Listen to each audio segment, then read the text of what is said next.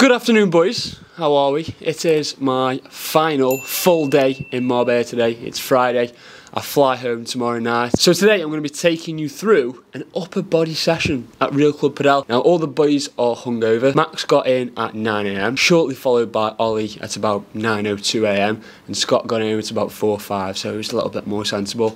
I stayed in with my rice cakes. It was hard. They were all pre-drinking. I had the tunes blasting. I was thinking, I could just go out here. I didn't. I resisted. We've got Mega Pump here. I'm going to be taking a full scoop of this alongside, you know the score, White Monster. I would actually say this is my number 2. Number 1 is the blue and orange one, Mango. A lot of people disagree. People keep saying the pink one is unreal. Don't understand that one at all. Don't get the hype. White and blue and orange, they're my top 2, I'd say. Oh, there we go. I was getting absolutely hammered in the old TikTok comment section yesterday. I was doing cardio.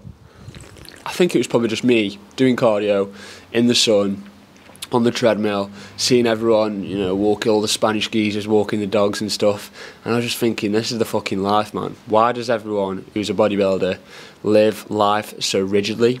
Because I'm still getting the non-negotiables done, I'm still ticking the boxes, but I'm doing it in a sunny country where everyone's a lot happier, a lot less negative, a lot less miserable, and I'm surrounded by my mates rather than being stuck in my apartment in Stoke on my ones. But I knew it was going to piss off a few bodybuilders anyway, so got some views. It is what it is. Play the game. You've got to. So I can get these two down me. It's about a 25-minute walk to the gym. Take my top off, get a bit of a tan, or just a sunburn, to be honest, because I'm not even going to... Yeah, I should probably put some sun cream on, actually. We'll do that. I will show you what I'm doing at the moment for upper, obviously in a different location, in a different gym. And I'll be honest, the equipment in the gym in Real Club Padel, it's actually pretty dog shit. The gym itself is really famous and it looks sick, and you can walk around with your top off and there's fake tits and fake arses and fucking gear heads everywhere. I said that like it was a really positive thing. Fake tits and fake arses, I do not want to see. That's for my girlfriend's benefit. As usual, I'll stop waffling and head to the gym.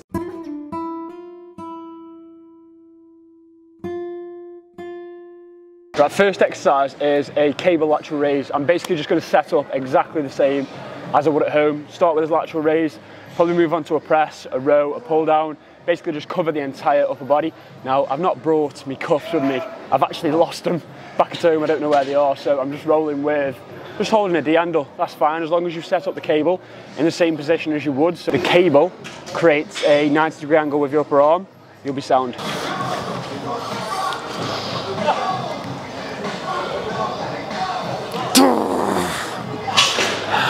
Next up, we're rolling with this, I'm pretty sure it's a Nautilus press. Yeah, it is. They've got this one in destination. It's actually quite nice. It converges quite a lot, so you can get a good squeeze. You can adjust the starting point, so you can actually start in your active range. The dumbbell section is literally rammed, so I don't think I'm going to get anywhere near a flat dumbbell press, even if I wanted to. I've had a few questions recently about training in commercial gyms and whether the machines in the gyms will limit your gains. If you're someone who's quite new to the gym, you don't know how to train with good intensity, good execution, and your knowledge of programming and exercise selection, then you might struggle. But once you develop the knowledge and the skills to be able to adjust machines to what you want the machine to do for you, then you'll be able to make a lot more progress. Even if you can't do that just yet, simply just being able to train fucking hard, you'll still be able to get a good workout in. So this machine behind me, it doesn't let you get a full range of motion, so what I've done, stood back from the machine, used my arm as a rest, as like a chest support, well, not a chest support,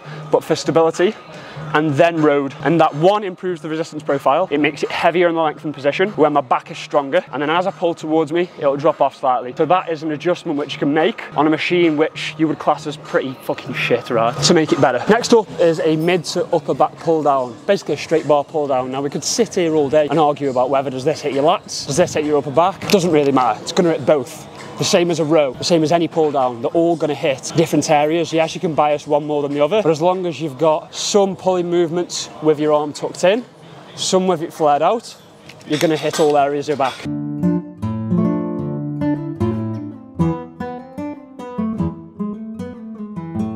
Not a good idea, to be honest.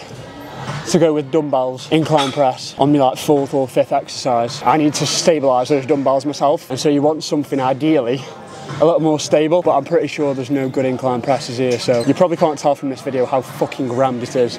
There's that many people. So I've just had a question from someone, how to deal with the heat when you're training abroad. Just make sure you're hydrated. When I say hydrated, I don't just mean drinking plain water, because plain water doesn't hydrate you properly. Electrolytes do. Sodium, potassium. Make sure you've got some sort of electrolytes and you're having it in the morning. So even if you were to just put some salt in your water, put a bit of cordial in there to flavour it so you're not just drinking salt water. And then intra-workout, I've got my Powerade, so that's got carbohydrates and electrolytes in there. And that's going to help to make sure that you don't overheat. And then also, obviously, if you feel yourself getting a bit lightheaded or you're getting a little bit too hot, obviously fuck it off and go inside, because it's not worth dying for a gym session. And then to finish off, we're going to do some arms. I'm going to finish with a rope push down and then probably dumbbell hammer curls, just because it's easiest, obviously. I'm not going to be that cunt who robs 2 ropes in a busy gym. I'm just going to go with the one. Not optimal, but we'll deal with it. And then dumbbell hammer curls again, just for ease, although the dumbbell rack is literally like my fucking apartment. All over the shop at the moment, mate. Now in a gym where obviously the equipment isn't ideal, you can't control that. That's not in your control. What you can control though is your intensity, training fucking hard to failure, and your execution. Make sure those 2 are spot on, and I promise you, you will still have a fucking good workout.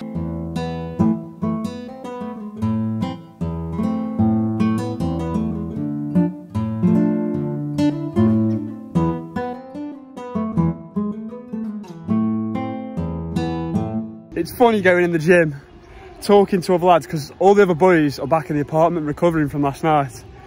And literally everyone in the gym just knows Max, Ollie and Scott as the lads who are out almost every night getting absolutely fucked.